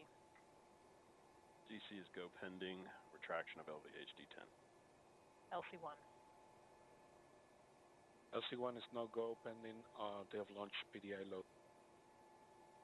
Understand you are a go pending the load. LC2. LC2 is go. LSO. Go. OSM. Go with the exception of weather. RC. Go. ESR. ESR go pending LVHD and PDI. AC. Go pending LVHD retraction. Recovery. Go. GLI. Go. BMD. Go. GC, LC1, LC2. Perform final configurations for terminal count. Report when ready for terminal count gate checks. LC2 copy. Oh, this is RC and count 1. GC copy. Go ahead, RC. A lot of potential sea surveillance violation with a cruise ship. We're still working on Coast Guard to make contact. I'll give you an update as soon as I have it. LD copies. Sounds like we have more range fouling going on. That's probably where that no-go came from. So you just heard the go pulled there. It seems like a conditional go according to the weather. So we are going to continue to our terminal Minus count. 15 minutes and counting. And we're going to continue to also Currently keep weather, an yeah. eye on the weather. So lots of things that we are tracking at this moment in time. I think we should note there just a second. So first of all, our launch director, Megan Lewis, that lady is a boss. Yes. She is fantastic. There's a lot of things to coordinate there, and you heard various teams giving their go, no go, and go pending. And obviously we have to track a lot, especially in these last 15 minutes. And her job in that room is to coordinate. You saw the people in the front room, but then there's also essentially what's like an engineering support room in the back. Yeah. So that they go off and they track things, they run things down and report back on making these clears. So they are go pending because they want to launch this rocket, and they think that there's still a chance here. So more drama. Yeah, we're excited. This has been quite the show. As you are watching NG2, we're at L-14 minutes, but in order to build a road to space for the benefit of Earth, we've got to radically reduce the cost of access to space by having our reusable rockets. So here's everything that you need to know about New Glenn. The capability, the payload volume of New Glenn was all developed not only for today, but for the future. We have a first stage that is designed from the ground up to be operationally reusable. We have a second stage that is one of the largest upper stages to ever fly to space. New Glenn being a reusable launch vehicle is so beneficial to future lunar missions. It's going to allow us to keep that cadence going, where we'll be able to launch multiple landers, multiple refueling flights over and over again, so that we can reduce the cost of access to the moon. It is designed to be an incredibly resilient vehicle with a tremendous amount of mass to orbit capability. We can do anything from low Earth orbit missions where we're deploying a whole lot of small spacecraft to geostationary missions where we've got a large monolithic spacecraft. We can do very large modules of future commercial space stations on a single launch. We can take dozens and up to 50 to 100 satellites per New Glenn mission. It is our avenue to significantly reduce the cost of access to space. We've been working with a huge variety of customers, and they're really rethinking their business models because of what New Glenn unlocks for them. Lots of new rockets were recently launched in the Ariane 6. Yes, I saw that. I was debating whether to cover that one. I actually ended up not working that day. Single launch. I need to go watch that. That's an incredible capability that this one launch vehicle will be able to do. We built these landers specifically to fly with New Glenn. And that's what's so great about having the launch vehicle and the landers all part of Blue Origin, is that we work together. It really is the infrastructure, the building block, the foundation of how Blue Origin will enable building a road to space. We've got a number of programs we're working on like Blue Ring, which will benefit national security customers and other customers, providing on-orbit maneuvering capabilities. We're working, of course, with our own internal teams to deliver new capabilities that Blue is bringing. But New Glenn is going to be delivering all kinds of spacecraft today, all kinds of new systems, all kinds of capabilities. And New Glenn is the vehicle that can take NASA or anyone, anywhere in the solar system. We foundationally developed New Glenn for what we think space is going to look like 50 to 100 years from now. It will allow us to go to the moon, to asteroids and other planetary objects, and use those resources to learn how to live off the land in space. New Glenn is going to unlock so much potential that we don't even know about yet. We're laying that infrastructure so that the next generation can do amazing things in space. We're coming up on the L-10 minute mark. All right, we are at L-10 minutes and 34 seconds to go from New Glenn's second launch. And Tabitha, you recently had the chance to chat with our CEO, Dave Limp, about NG2 and what this mission means for science, but also for Blue Origin. I certainly did. It was so great to be able to sit down and actually talk with him. And I think you guys are going to be surprised to learn just how much of this moment has really been building up over time, and how even when he was a child, you know, Dave himself had an interest in space. Check it out. This is a really big moment for Blue Origin. L-10 minutes and counting. NG2 compares to NG1. Yeah, I think NG1 was obviously our first mission. And on top of that, like you were mentioning earlier, there are newer rockets coming soon. One of which, of course, is Neutron by Rocket Lab. I remember when it got announced a couple of years ago when Peter Beck shredded his hat and ate it. This time with ESCAPADE and get them off to Mars. That's the first part of our goal, and then the second part of the goal is to land the booster out on Jacqueline. And you know, if we don't, we have more over here in the factory that we're building, but we're going to give it our best shot. Never Tell Me the Odds is pretty fitting for this booster. You know, we are taking our second attempt at landing it for the first time. Never Tell Me the Odds. It sounds like good old Han Solo talking to C-3PO. I will be very ecstatic. You know, I even called that one. But it would be a huge achievement for the team and for Blue.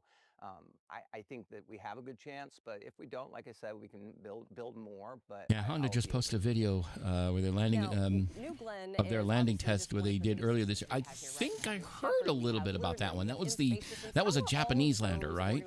Really working together to further our ultimate goals. Yeah, because I think that was actually launched on one of the launches a while back. I think it was. People to work and live in space. Yeah, I haven't. Like I said, I haven't been doing anything of the Falcon 9 or anything SpaceX related.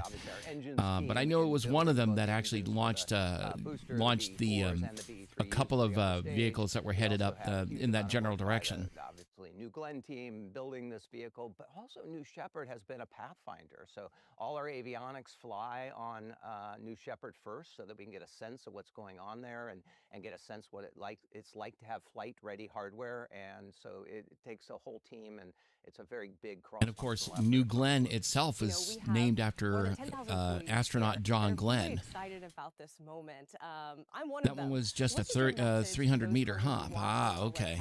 Watching NG2 take oh, so it was kind of like the original Skyhopper that SpaceX flew in advance of making the what we now know as Starship. We have a lot more rockets to make and a lot more customers to make happy as we move forward. But to the extent we're successful here, I hope everybody at Team Blue takes a pause, smiles a bit, celebrates, because it'll be a great achievement for us. And we'll take that deep breath, we'll sort of embrace the moment and then move on, because we have a lot of customers waiting for us to succeed. And there's nothing that makes you happier in business and in your life when you see the smile on customers' faces. Did you ever think that you would be doing something like this in your career when you're watching your rockets launch? No? No, not in a million years. I was very happy making Fire TVs and Echoes, but it is a boyhood dream, and so to be able to have it, I kind of pinch myself every day and just amazed that I get to wake up and help this lead this amazing team of people build incredible. Yeah, Disney would have a thing or two to say. And a reference to that, one of the first things they ask you when you come onto Blue Origin is, what is your first memory of space? What is your first memory of space? Yeah, I have a lot of pictures. It turned out my 3rd, 4th, and 5th birthday, I have these old Polaroids of the cake, and they all have rockets on it. I was enamored with rockets as a kid, and never took the path where I thought I'd be running a rocket or a rocket company, but it turns out that it was very early in my life that I had a lot of love for it. And we're so grateful to have you here at the helm. Dave, thank you so much for your time. I appreciate it. Yeah.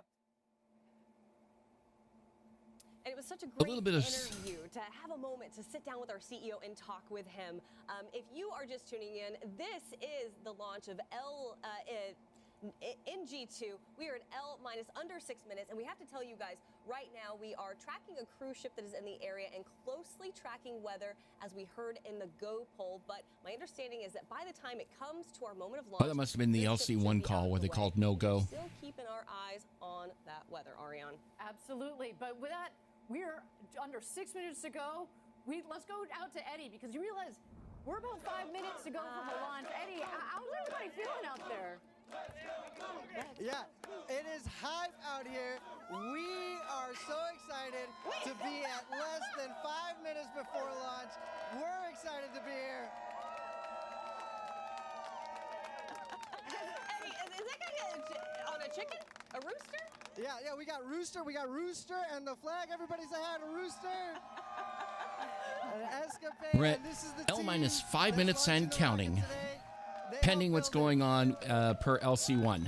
Amazing. They are absolutely psyched. What we're waiting for here is a go, no go, final go, no go. We're bringing this down to the minute on this one. We want to launch before our window, so we're waiting on the team to determine if that's great to go. Oh, Eddie, let's go blue. Let's go blue. Thank you so much. We are hyped. They are hyped. Since we are at essentially L minus. They're at L minus 4 minutes 33 seconds and holding.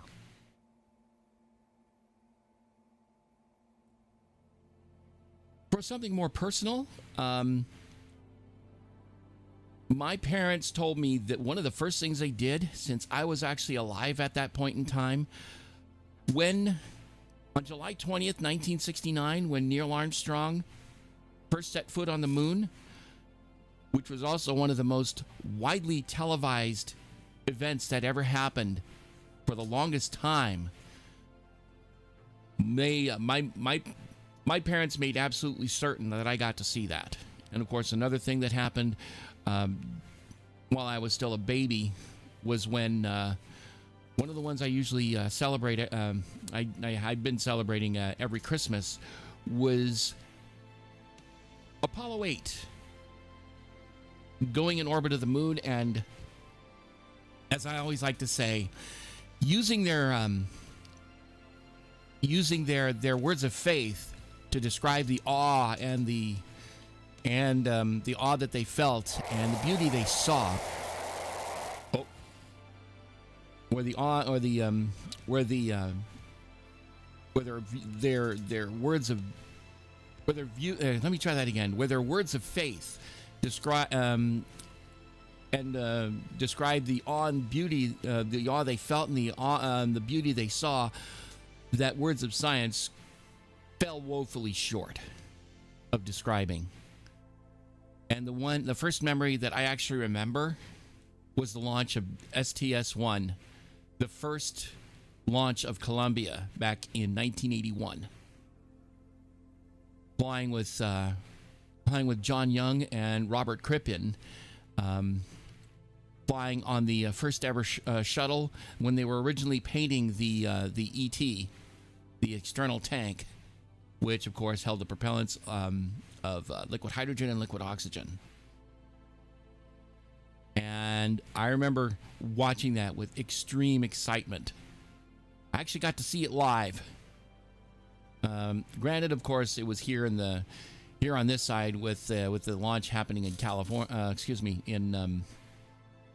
In Florida. Originally, at one point, Space Launch Complex 6 East at Vandenberg, what used to be Vandenberg Air Force Base, which is now Vandenberg Space Force Base. They were originally going to have a second launch platform here on this side of the country. But unfortunately, that ended up going away after the Challenger disaster. But then again, also, that particular platform would have mainly been used for military launches. And on top of that, using flight profiles, which would have been very, very, very difficult to fulfill, which includes the so-called, basically doing a once-around type flight. And another thing that's also pretty difficult is one of the abort profiles during a space shuttle launch, which is the AOA, or abort once around. I wish I could have seen the shuttle fly. Sadly, I have no rocket pads here in Europe. Oh, yeah. Most of the stuff that's all the European stuff is usually launched down at, particularly the Ariane stuff launches out of French Guiana in South America.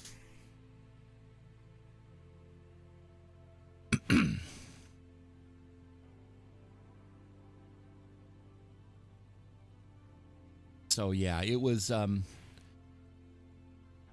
Speaking of Cape Canaveral, apparently one of the potential places my father, who was at the United States Air Force at the time, was considering basically having us living at was potentially Cape Canaveral. Instead, we ended up coming out on the West Coast near Sacramento, California.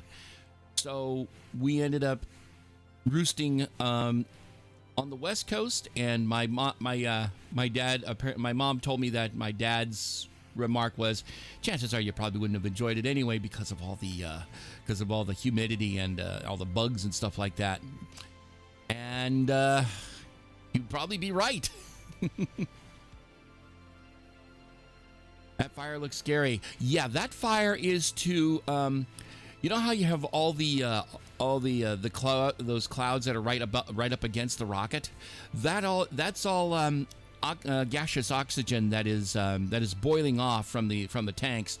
In order to keep the tanks from bursting, they actually have to let go some of the they have to let go the boiling oxygen, and then they replenish the supply over the course of the countdown. And basically what's happening, what they have to do is they let that go. Same holds true for the LCH4 and LH2, liquid methane and liquid oxygen, liquid hydrogen. They do that, but they can't just let it sit there. What they have to do is that they have to move it away from the vehicle, and then they light a flame to actually burn off the stuff that's coming off, that's being vented from the vehicle itself. So they do it that way. They did the same thing with the space shuttle when they were with the liquid hydrogen that was boiling off. You'd see a stack in the distance where you would see the stuff being burned off in the distance.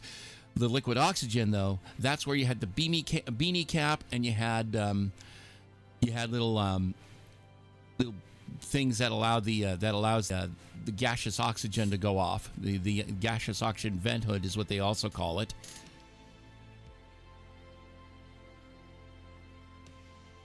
So that way they can move all that off. So let's see here.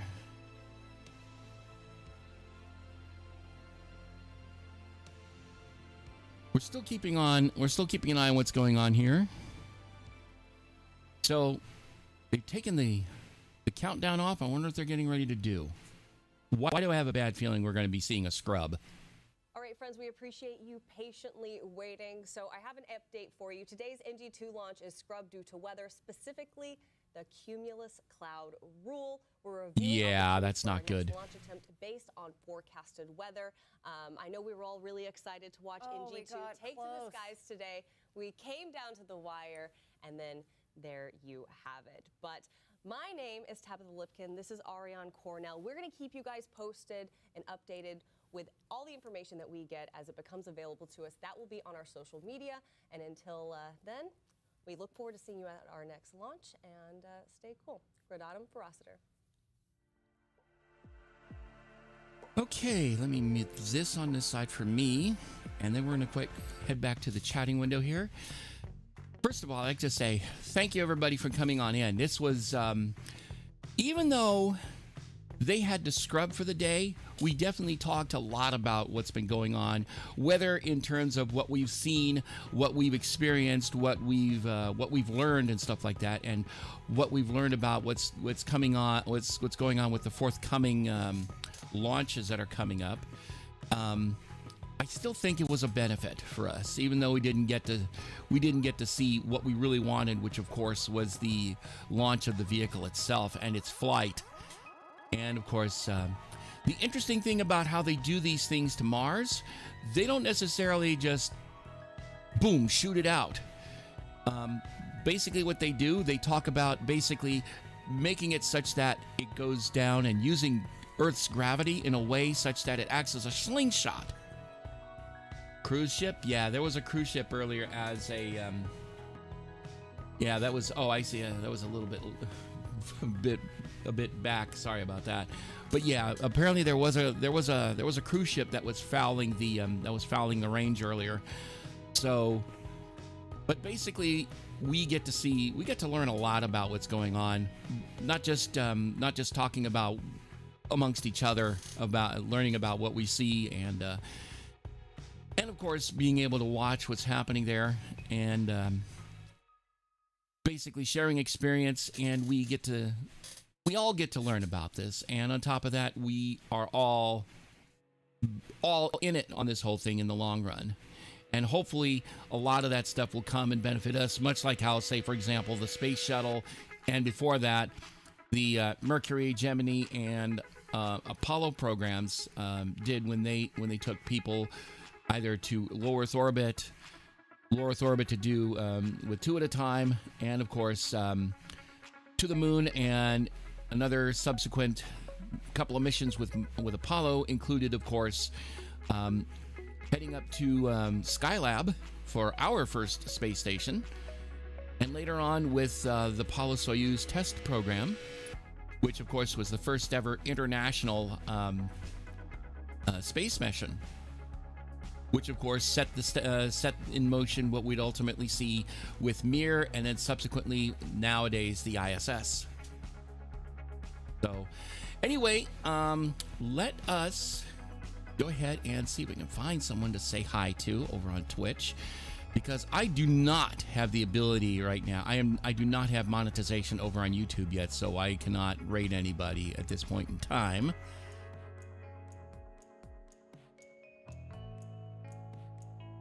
So, but like I said, thank you so much for coming on in. Even though at least we got to talk a bit about what we've experienced, what we've seen, and what we hope to see, and what we hopefully will stand to benefit coming down the line. But in the meantime, we're going to go find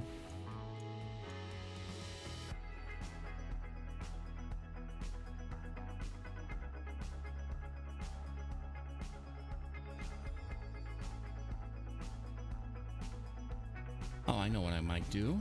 Oops, that's not what I wanted to do.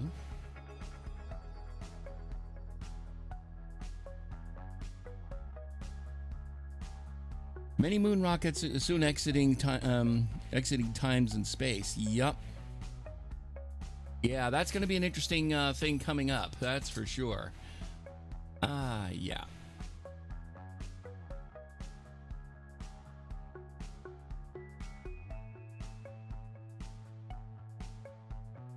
Let me see.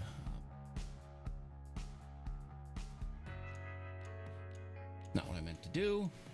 Try that instead.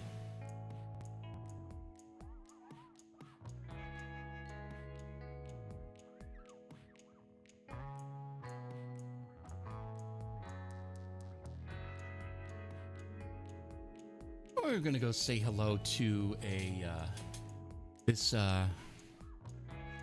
streamer I recently found. Her name is Cora. She is playing Fortnite.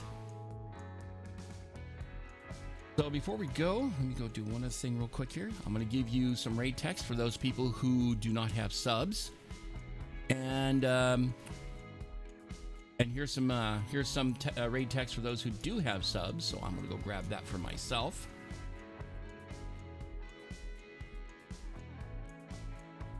I'm going to go ahead and start the raid, get it going. And what I'd like to say is thank you so much for coming on in, and I hope you guys have a great day, and I hope you enjoyed coming in. And even though we didn't get to see the launch, we will be able to see stuff happening at some point in the future.